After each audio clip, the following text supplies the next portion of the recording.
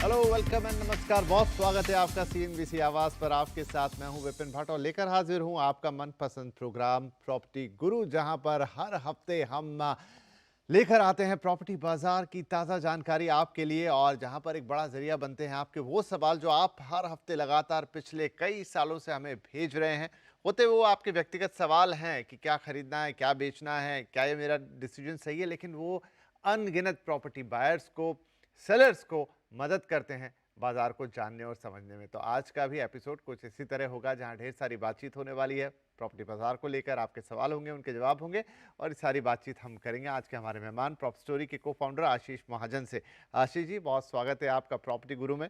तो हमेशा की तरह हम शुरुआत करते हैं, थोड़ा एक सिनॉप्सिस आपसे ले लेते हैं मार्केट का इस वक्त क्या हाल चाल है। तो अब देखिए, एक बड़ा इवेंट बाजार के सामने खड़ा है, मार्केट के सामने खड़ा है, और वो है इलेक्शंस। तो क्या इलेक्शंस का रियल एस्टेट मार्केट से सीधा कोई कनेक्शन है, या उस समय कोई इम्पैक्ट हमें देखने को मिलता है मार्केट पर?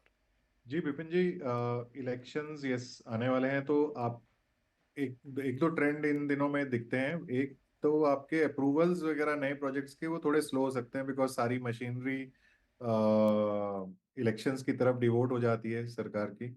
सेकेंडली, कई लोग कई डिपार्टमेंट्स नई फाइल्स को नहीं मूव करते हैं इस पीरियड में। तो आप ये देख सकते हैं कि कुछ लॉन्चेस जो हैं नए प्रोजेक्ट्स के रेरा वगैरह, ये स्लो हो सकते हैं इनके अप्रूवल्स।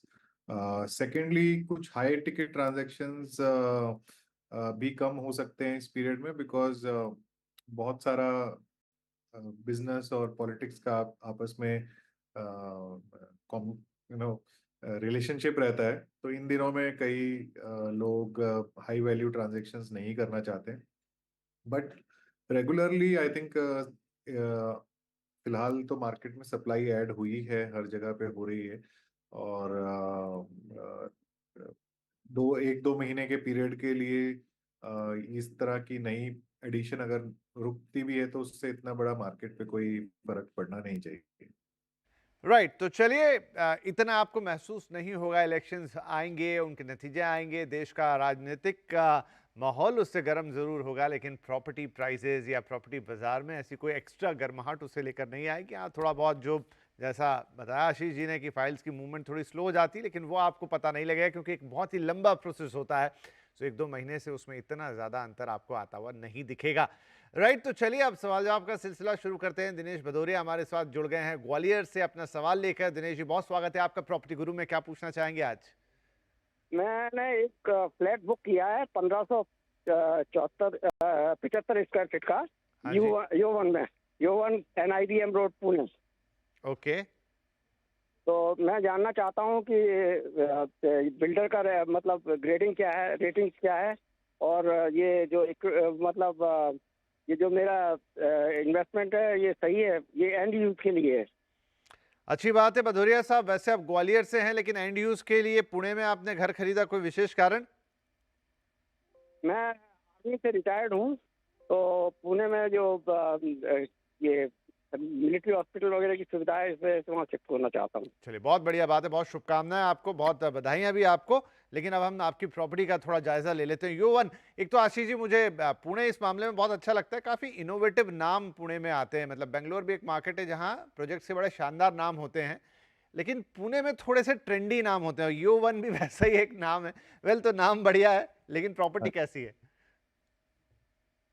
तो विपिन जी, U1 का बैकग्राउंड ये है कि यू ब्रांडेड रेजिडेंसेस हैं, तो ये ग्लोबल ब्रांड है। जैसे कि हम ट्रम्प टावर जानते हैं, वैसे यू भी एक ब्रांडेड रेजिडेंस है। ओके। और जो इसके डेवलपर हैं पूना में, ट्राइबेका ग्रुप ने आई थिंक ये प्रोजेक्ट टेक ओवर कर लिया। ये प्रोजेक्ट पहले रुका हुआ था और ये यू प्रोजेक्ट नहीं था। तो ट्राइबेका ग्रुप की अगर आप हिस्ट्री देखेंगे तो वो ट्रम्प टावर्स की जितने भी अक्रॉस इंडिया हैं उनकी उसमें वो शामिल है। मतलब ट्रम्प की जो एसोसिएशंस इंडिया में होती है उनके थ्रू होती हैं, और कई जगह पे वो डेवलपर हैं, जैसे कि इस प्रोजेक्ट में। पर इस प्रोजेक्ट में ट्रम्प की जगह पे उन्होंने जो टाइप किया हुआ है वो यू के साथ किया हुआ है। तो ब्रांडेड रेजिडेंस एक तरह से ग्लोबल एड्रेस है, राइट। तो अगर आप विदेश में भी कई शहरों में जाएंगे, बड़े शहरों में, तो अगर आपको यू रेजिडेंस में जाएंगे तो आपको एक basic design philosophy, amenities etcetera आपको उसमें कॉमनैलिटी दिखेगी, राइट।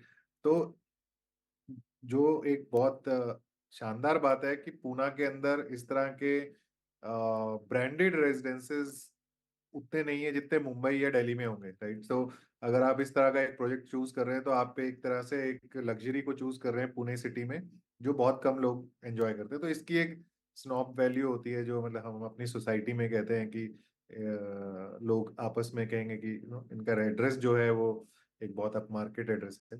सेकेंडली, जो एनआईबीएम एरिया है वो साउथ पुणे में पड़ता है, और ये साउथ सेंट्रल के काफी करीब है, सेंट्रल पुणे के। और उसके अलावा खराड़ी, मगरपट्टा वगैरह जहाँ पे आईटी पार्क्स हैं ईस्ट पुणे में, उसके भी उससे ज्यादा दूर नहीं है। तो किसी को एक अच्छी लिविंग चाहिए तो साउथ पुणे की तरफ लोग आते हैं, जो ऑफिस स्पेस से थोड़ा दूर रहना चाहेंगे। और बाकी इस लोकेशन में ज्यादा बिजनेसमैन और लोकली जो अपने ऑफिसेज वगैरह में काम कर रहे हैं उस तरह के लोग इधर एड्रेस लेते हैं। तो इसकी सराउंडिंग्स वगैरह काफी अच्छी हैं, अच्छे मॉल्स, हॉस्पिटल्स, जो उन्होंने एक नीड बताई अपनी, वो सब कुछ एस्टेब्लिश है, इंफ्रास्ट्रक्चर ठीक है।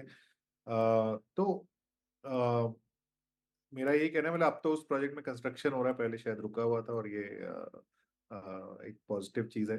तो इनका जो ओवरऑल इन्वेस्टमेंट माइंडसेट है, वो मेरे ख्याल से उन्होंने अच्छा डिसीजन लिया है इस शहर के अंदर एक लग्जरी प्रॉपर्टी लेने का। पल्लवी पंडित अब हमारे साथ हैं फरीदाबाद से।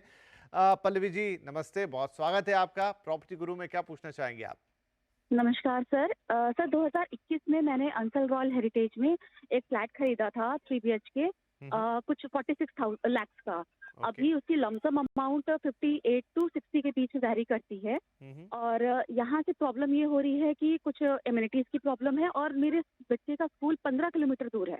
ओहो। तो इसको प्रॉपर्टी को रखना चाहिए कि 2-3 साल बाद फिर रख के बेच देना चाहिए, या इंस्टेंटली हमें सेक्टर 87, 88 की तरफ शिफ्ट हो जाना चाहिए जहाँ बच्चे का स्कूल है? ओके, तो ये 3 BHK फ्लैट आपको 42 लाख में मिल गया था? 46। 46 में तो बढ़िया है जी। और एरिया कितना था मैम? 1485।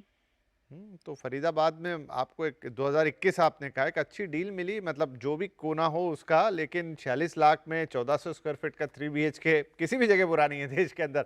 खैर एनीवे, आप चाहती हैं कि आप इस पर आपको राय चाहिए कि क्या करें, इसको रखें कि बेचें, निकलें इसमें से। अभी आपको 56 करीब 60 के आसपास मिल रहा है, राइट? है अपकमिंग में बस हमारे पास ही मुंबई एक्सप्रेस वे है जो हमारे बिल्कुल बगल से निकलता है, और जेवर एयरपोर्ट है जो यहाँ से लगभग 20 मिनट की दूरी पर होगा। ये अपकमिंग पॉइंट्स हैं बस। हाँ हाँ, लेकिन अभी आपको 60 लाख मिल रहे हैं ना इसके? ऑलमोस्ट। ठीक है जी, ठीक है। राय देते हैं यहाँ पे आशीष जी, बताएंगे कि अब आपको करना है क्या। आशीष जी, तो पूरी कहानी आपने सुन ली, अब थोड़ी पशोपेश है कि क्या करें इसका, क्या निकल जाए या रखें? विपिन जी, रियल एस्टेट की बेसिक थीसिस जो होती है वो लोकेशन से अराउंड ही होती है, कहीं लोकेशन लोकेशन ही बोला जाता है। तो अभी जैसे इन्होंने जब ये घर खरीदा होगा तो इन्होंने काफी सारे पैरामीटर्स अकाउंट में लिए होंगे, स्पेशली अपनी फाइनेंशियल कंडीशन, उसके बेसिस पे इन्वेस्टमेंट करिए। 2021 में बैठ के ये अनुमान लगाना कि मार्केट प्राइस 30-40% से बढ़ जाएगा, ये भी किसी के लिए मुश्किल ही था, राइट। अब बात ये आती है कि बहुत सारे हम बायर्स, अगर एक, मुझे आइडिया नहीं कि उन्होंने जब खरीदा वो रेडी था कि अंडर कंस्ट्रक्शन था। जब हम एक अंडर कंस्ट्रक्शन प्रॉपर्टी में जाते हैं और प्रॉपर्टी को 4 से 5 साल लग जाते हैं बनने में, उतने में बहुत लोगों की needs, requirements, financial conditions change हो जाती हैं। तो एट टाइम्स लोग लेते हैं एक फ्लैट, लेकिन जब वो 4 साल के बाद उनको डिलीवर होता है तो वो रियलाइज करते हैं ये लोकेशन हमें नहीं जम रही है, साइज हमें नहीं जम रहा है, फैमिली का साइज बढ़ गया है एंड ऑल। तो क्या उनको मूव कर जाना चाहिए, ये तो बहुत पर्सनल क्वेश्चन है। जैसे उन्होंने बताया कि बच्चे का स्कूल बहुत दूर है और शायद वो उनके लिए बड़ा पेन पॉइंट है। तो अगर वो अफोर्ड कर सकते हैं कोई ऐसी प्रॉपर्टी जो बच्चे के स्कूल के पास में हो और उनके कई पैरामीटर्स को सेटिस्फाई कर सके, प्रॉब्ली मतलब वो एक्सपेंसिव साइड पे होगी, क्योंकि ये जो सेक्टर का बोल रहे हैं वो शायद दिल्ली की तरफ है। सो फरीदाबाद एक समय पे हरियाणा की सबसे इंडस्ट्रियलाइज सिटी हुआ करती थी, लेकिन गुड़गांव ने उसको कई मीलों पीछे छोड़ दिया। तो आज भी देखिए, आप खुद सरप्राइज थे कि 50 लाख के अंडर में 3 BHK मिला किसी को। तो इस तरह की चीज तो आप गुड़गांव में तो आप सोच भी नहीं सकते थे। तो फरीदाबाद में फिर भी कुछ ऑप्शंस होंगे जो मे बी हायर बजट में इनको मिल जाएंगे, लेकिन क्या वो उतना अफोर्ड कर सकते हैं? क्योंकि ट्रेड ऑफ है, मतलब ट्रेड ऑफ ये है कि मैं 60 लाख में बेचूं और कहीं पे 80 लाख 90 लाख में कोई चीज खरीदूं, तो क्या मेरी फाइनेंशियल कंडीशंस उसको सपोर्ट करेंगी। बाकी ये बहुत ही personal question, because self use की प्रॉपर्टी है, तो इसमें इनको खुद ही मतलब ग्रेडिंग एक करनी होगी कि मेरे लिए सबसे इंपॉर्टेंट 3-4 पॉइंट क्या है। क्या मैं जेवर एयरपोर्ट के पास रहना चाहता हूँ, या मुंबई एक्सप्रेसवे के पास रहना चाहता हूँ, या मैं बच्चे के स्कूल के पास रहना चाहता हूँ, या बच्चे का स्कूल ही चेंज कर देना चाहता हूँ। मतलब बहुत सारी चीजें आती है। बट एक चीज जैसे स्टॉक मार्केट में भी होती है कि अगर आपने कोई शेयर में इन्वेस्ट किया है और वो समझिए एक सर्टेन टारगेट प्राइस पे चला गया है, तो अगर आप वहां से निकलना चाहते हैं और निकल के कहीं और इन्वेस्ट कर देना चाहते हैं, तो ये पॉसिबिलिटी दिखती है इनके करंटली कि इन्होंने एक बेनिफिट 10-12 लाख का प्रॉफिट बना लिया, फिर ये उसी को सेल करके आगे किसी और चीज को ले सके, और एडिशनल थोड़ा पैसा और डालना पड़ेगा। तो जी। ये मैं ये बोलूंगा कि इसमें उनको ही डिसीजन लेना होगा कि मेरे लिए क्या 3-4 बेहतर है। इंपॉर्टेंट चीजें क्या हैं। राइट, तो चलिए इसी के साथ वक्त हो गया एक छोटे से ब्रेक का, लेकिन ब्रेक के बाद और बातचीत जारी रहेगी।